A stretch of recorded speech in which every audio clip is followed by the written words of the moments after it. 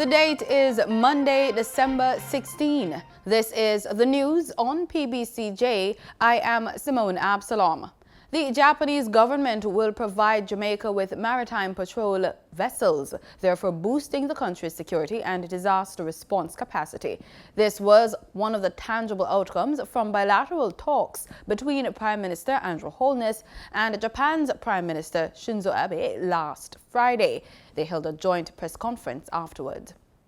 Japan will provide Jamaica with maritime patrol vessels. This offer, which was finalized today with the signing of an exchange of notes, will significantly enhance Jamaica's maritime security and disaster response capabilities. Trade and investment was also on the table. Prime Minister Abe and I also discussed the importance of our trade and investment relationship. I was pleased to highlight the significant investments of Japanese businesses in Jamaica. Likewise, Jamaican products such as our world-famous Blue Mountain coffee have received overwhelming support and reception here in Japan. We have agreed to do more to encourage trade and investment and have already taken steps in that direction with the signing of the Double Taxation Convention between our two countries a short while ago. Mr. Holness said that both countries discussed the way forward for climate change resilience. Today, we talked about the real threat posed by climate change. For both Japan and Jamaica, climate change spells disaster. We certainly value the strong support Japan has been providing to Jamaica and other small island developing states of the Caribbean region to develop climate-resilient communities, adaptation strategies, and technologies. Prime Minister Abe, I welcome your call for more robust action on climate change, as well as your pledges towards the replenishment of the Green Climate Fund, and I encourage others to follow your sterling example. Prime Minister Holness was in Japan last week for bilateral talks. He said the purpose of the visit was to discuss the scope of Jamaica-Japan relations and to explore shared visions on how to further enhance the engagement for mutual benefit. A 30-day extension of states of emergencies in St. James, Hanover, Westmoreland, Clarendon, St. Catherine North, and St. Andrew South was approved at Friday's sitting of the Senate. Also, ongoing security operations under states of public emergencies in 6 police divisions will be intensified over the coming months. This was disclosed by Minister without portfolio in the Ministry of Economic Growth and Job Creation, Senator Pernell Charles Jr. This additional period will therefore allow the security forces the time to build on their operational and strategic momentum, as any discontinuation at this time will result in a reversal of the gains which have been made in this regard. Mr. President, these interventions are deemed necessary to work also in parallel with the other security initiatives.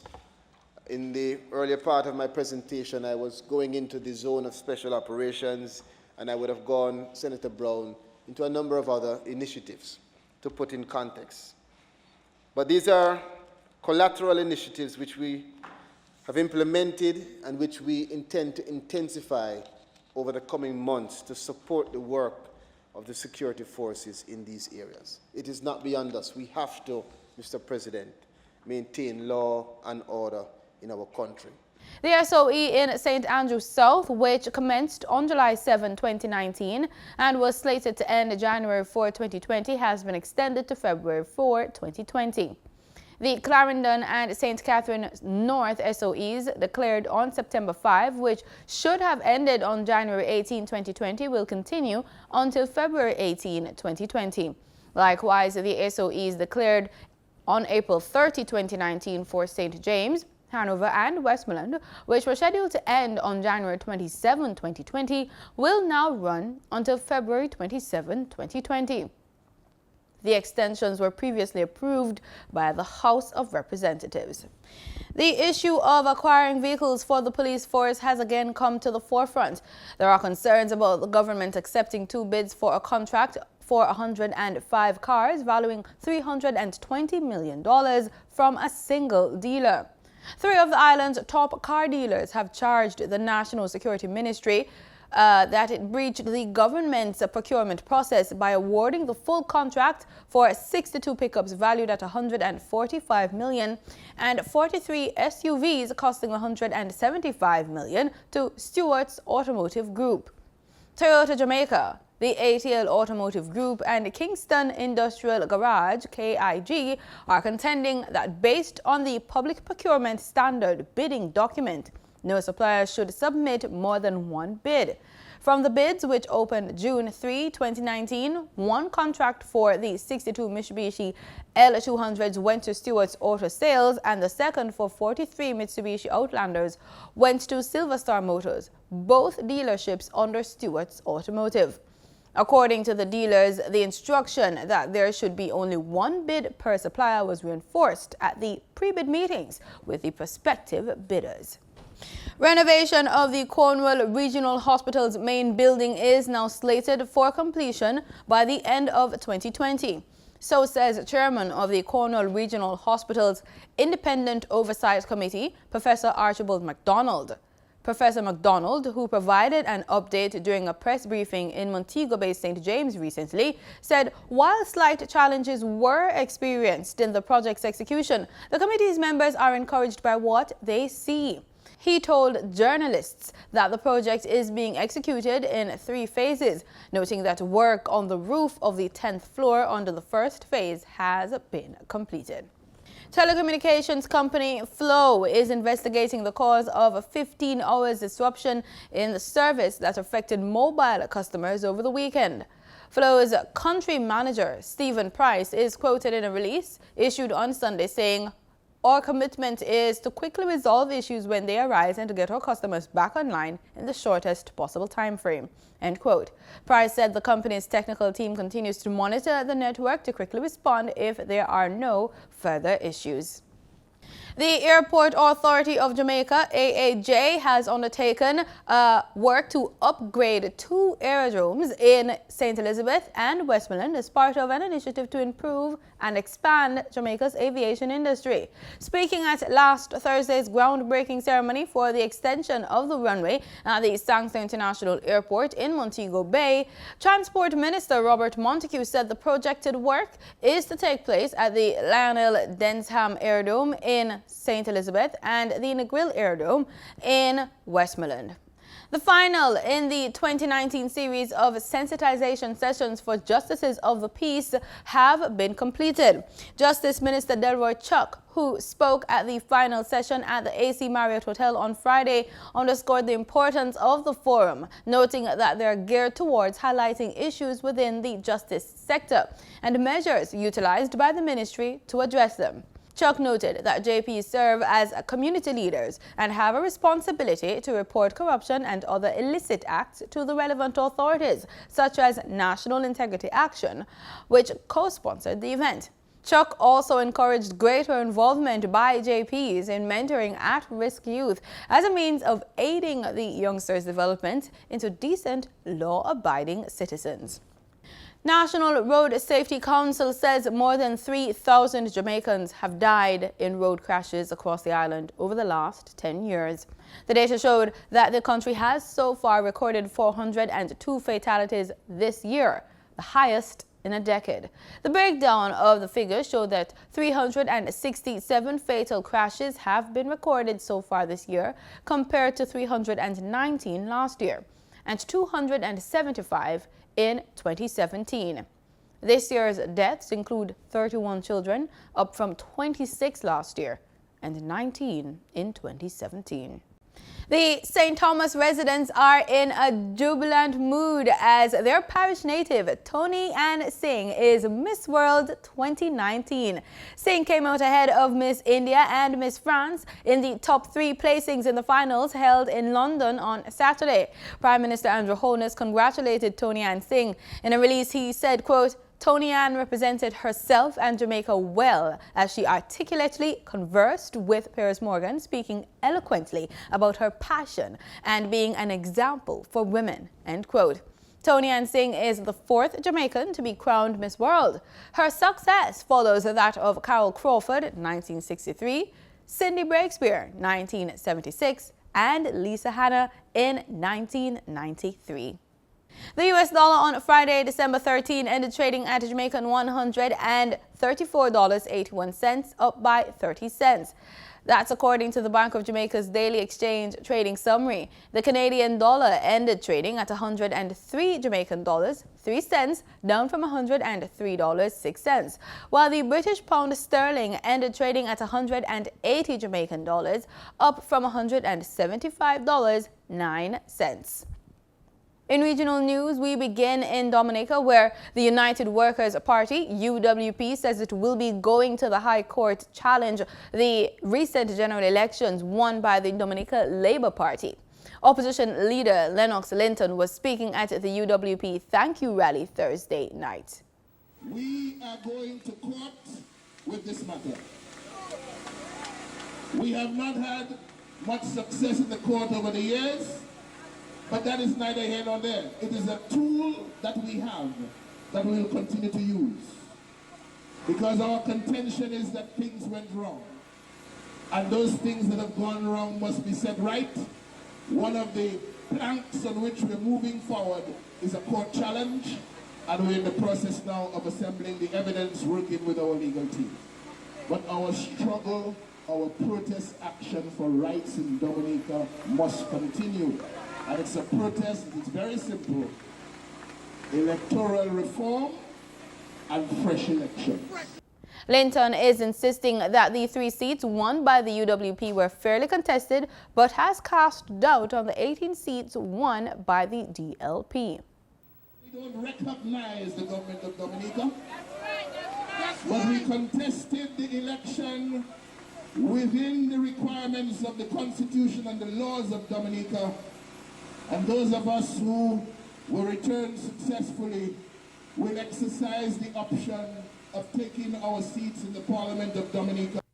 Guyana's opposition leader, Brat Jagdeo, says that if his Progressive People's Party, the PPP, wins next year's elections, he will repeal the Natural Resources Act that had been established to manage the wealth from the country's oil stores. Newsroom Guyana's Fariza Hanif tells us more. We are going to repeal this act and then reenact as a proper sovereign wealth fund that has appropriate safeguards and that will keep the management of the sovereign wealth fund at arm's length from political authority. The opposition leader pointed out that the act was passed in the National Assembly after the no-confidence motion was validly passed against the coalition government. The National Resources Fund is a fund that is created from a legislation that is illegal as far as we're concerned. So I don't know what's the big hullabaloo about this whole issue. It was passed after the no-confidence motion was validly passed in the National Assembly. This bill was then passed by the National Assembly. So the government had fallen when this bill was passed.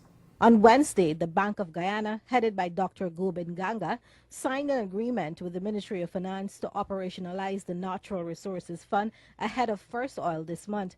The Memorandum of Understanding deals with the effective day-to-day management of the fund, but Jagdeo believes that this is a public relations stunt by the government.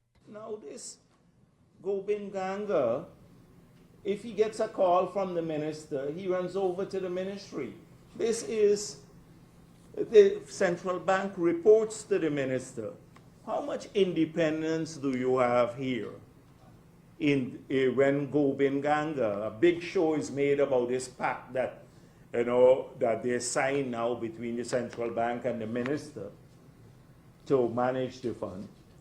It's all a show. Jagdeo said that the PPP envisions a sovereign wealth fund that will be managed more technically rather than politically. A preliminary report by the Economic Commission for Latin America and the Caribbean, ECLAC, has painted a dismal picture for the region's economic outlook, and Trinidad and Tobago in particular is expected to be negatively impacted. TTT's Charlene Lewis reports. ECLAC Caribbean has given a grim economic outlook for the region, which it says will negatively impact Trinidad and Tobago's economy directly. ECLAC's preliminary overview of the Caribbean 2019 said global debt increased for 2019, trade weakened, energy exports and imports dropped, and investment declined. The report also stated that GDP per capita dropped 4% from 2014 to 2019.